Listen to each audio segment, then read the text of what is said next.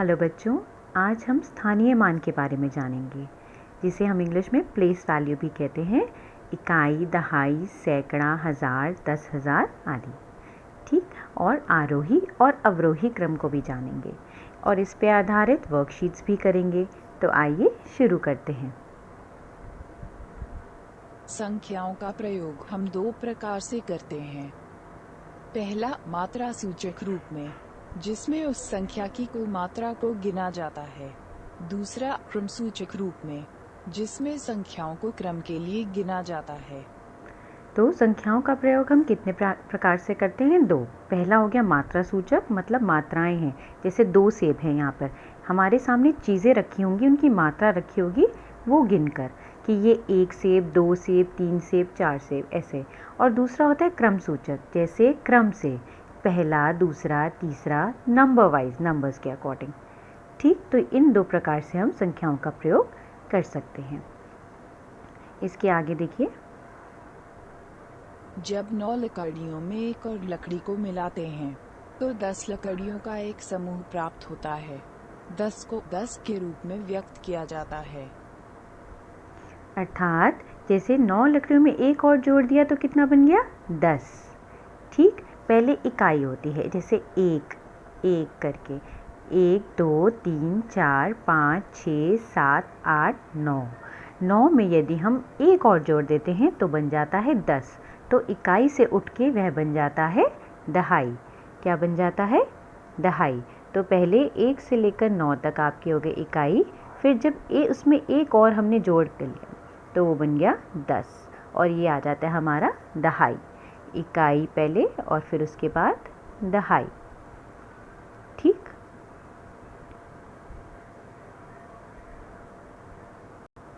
परिवेश में कई वस्तुएं ऐसी हैं जो समूह का प्रतिनिधित्व करती हैं, जैसे केला दर्जन में जिसमें 12 केले होते हैं, जूते या चप्पल जोड़े में होते हैं। ऐसे ही कुछ को हम एक उनकी ऐसे समूह का अलग नाम रखते हैं, उनका प्रतिनिधित्व कुछ ऐसे करते हैं। जैसे केले हैं, वो हमेशा दर्जन में इस्तेमाल होते हैं।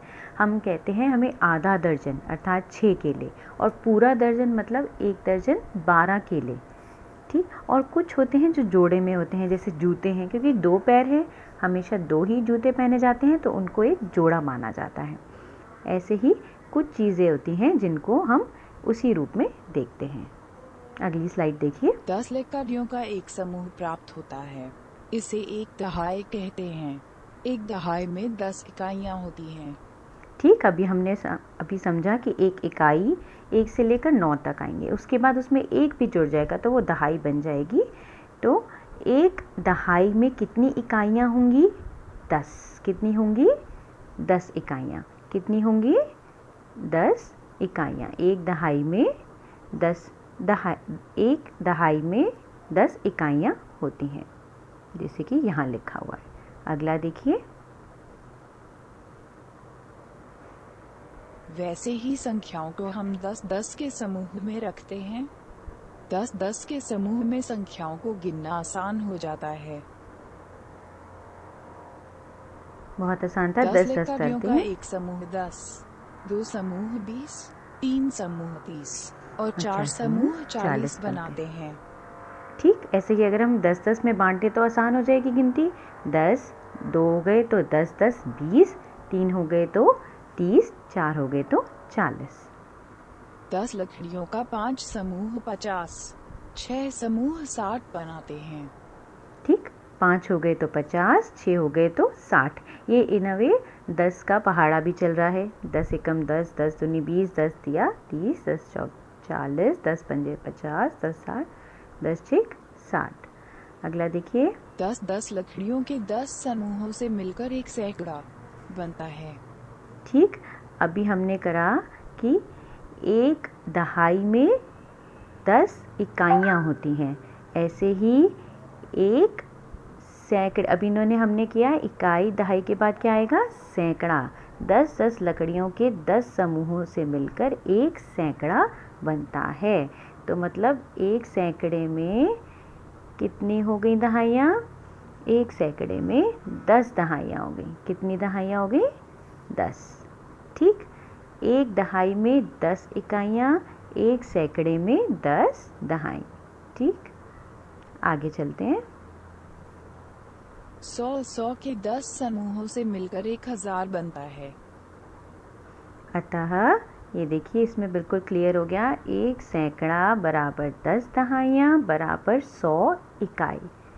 ठीक, अभी हमने सीखा कि एक दहाई में 10 इकाई होते हैं, तो यदि एक दहाई में 10 इकाई होते हैं तो 10 दहाइयों में कितने इकाई हो गए? 100, और इसीलिए एक सैकड़ा बराबर 10 दहाई बराबर 100 इकाई। 100 के 10 समूह से मिलकर 1000 बनता है। अब इकाई, फिर दहाई, फिर सैकड़ा और फिर हज़ार। ठीक, अब हमने 100 इकाई के से बना 10 दहाइयाँ, 10 दहाइयाँ बराबर एक सैकड़ा, और एक सैकड़े का भी हम 100 समूह बना दें। यदि ऐसे 100 के 10 समूह बना दें तो 1000 बन जाएगा। इसलिए लिखा है 100 के 10 समूहों से मिलकर 1000 बनता है। सिब्बों को गिनकर संख्या लिखें। हरे बॉक्स के सिब्बों को दहाई के रूप में व बाहर के सिब्बों को इकाई के रूप में गिनें। देखिए ये कह रहे हैं कि संख्या लिखनी है। अभी आप गिन लीजिए बेशक कितने सेब हैं, 1 2 3 4 5 6 7 8 9 10। तो सेबों को जो हरे बॉक्स में है हम लिख देते हैं 10। उसके बाद जो बाहर हैं वो कितने हैं, 1 2 3 4, अतः 4। 10 जो बॉक्स के अंदर दहाई हो गए और 4 जो बाहर है इकाई, तो 10 दहाइयाँ और 4 इकाइयाँ। सही जवाब है ये। आगे देखिए,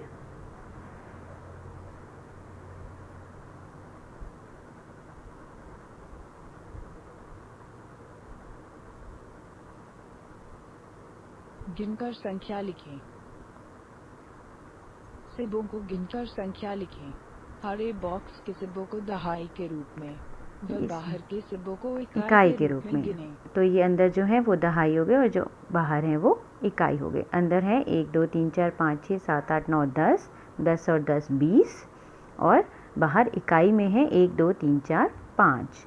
तो हम लिखेंगे 20 है हमारी दहाइयाँ और 5 है हमारी इकाइयाँ। ये है हमारा सही जवाब। ठीक है, और अगली स्लाइड देखते हैं। गिनकर संख्या लिखें। हमें इसमें गिनकर संख्या लिखनी है। इसमें आप देख सकते हैं कितने हज़ार हैं, 1000, 1000 और 2000 हो गए। तो सबसे पहले हज़ार में आएगा 2। सैकड़े आप देख लीजिए कितने हैं, 3 कॉइन्स रखे गए, 1 2 3। तो हम लिखेंगे 3, 2000, 3 सैकड़ा, और दहाई में कितने हैं, 1 2 3, 30 हो गए ये। और इकाइयाँ कितनी हैं, 1 2 3 4 5। तो हमारा ये बन गया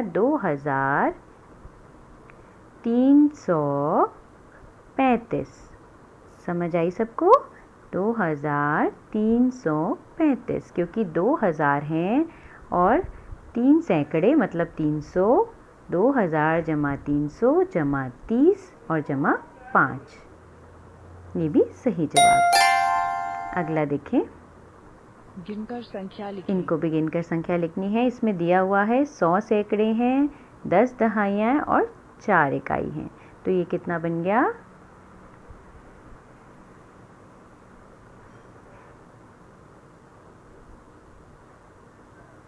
एक।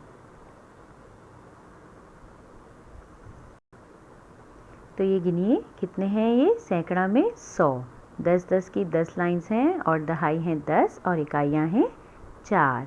तो हम क्या लिखेंगे यहाँ पर, 114, सही जवाब। अगला देखिए। गिनकर संख्या लिखें। इसमें भी गिनकर संख्या लिखनी है। ये कितने हैं, 400। हमारे पास 100 के 4 सैकड़े हैं, तो कितने बन गए, 400। और दहाइयाँ देखिए 10 10 के हमने बनाए हुए कॉइन्स, 1 2 3 4 5, 5 हैं दहाइयाँ। और इकाई कितनी है, 1 2 3 4 5 6। तो ये कितने हो गए, 400 जमा 50 जमा 6 अर्थात 456। ठीक, ये भी सही जवाब। अगला देखिए, छूटी हुई संख्याओं इसमें को छूटी हुई लिखें। संख्या लिखनी है, बहुत आसान है, आप जानते हैं। 1 के बाद 2 के बाद 3, 41 कहाँ आएगा, 40 के बाद। इसी तरह हमने बाकी सारी फिल करनी है। ठीक, अगली स्लाइड देखते हैं। दी गई संख्याओं को आरोही क्रम में लिखें। दी गई संख्या को आरोही क्रम में लिखने का मतलब पहले सबसे छोटी, फिर उससे बड़ी, फिर उससे बड़ी, फिर सबसे बड़ी।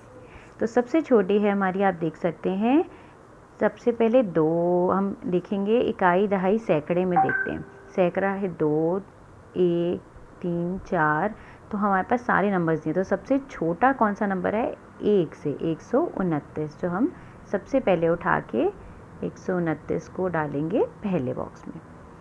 उसके बाद दूसरा है 200 की लाइन में देखते हैं, 202 के बाद 3, 234, उससे थोड़ा बड़ा। फिर उससे भी बड़ा है 251, उससे बड़ा 365, फिर 367 और फिर 470। अब इसको जमा करेंगे, सही जवाब। अगला देखिए, दी गई संख्याओं को अवरोही क्रम में होता लिखें। है नीचे बड़े से छोटे पे आना, मतलब पहले सबसे बड़ा, फिर उससे छोटा, फिर उससे छोटा और फिर सबसे छोटा। तो सबसे पहले अवरोही, आरोह होता है ऊपर चढ़ना, अवरोह होता है नीचे आना। तो अवरोह मतलब नीचे आने का मतलब पहले सबसे बड़ा होगा, फिर उसके बाद उससे छोटा। तो सबसे बड़ा यहाँ पर कौन सा है, 300, 400, 100 लाइन, तो हमारी सबसे बड़ी लाइन में है 400। 400 में भी ये 489 है हमारा सबसे बड़ा, तो हम यहाँ डालेंगे पहले बॉक्स में। दूसरा है 474, 474, उसके बाद 4 की लाइन के बाद 3 आता है, 365, फिर 261, फिर 157, फिर 140। ठीक, ये हो गई हमारी सारी की सारी स्लाइड्स पूरी। Thank you so much.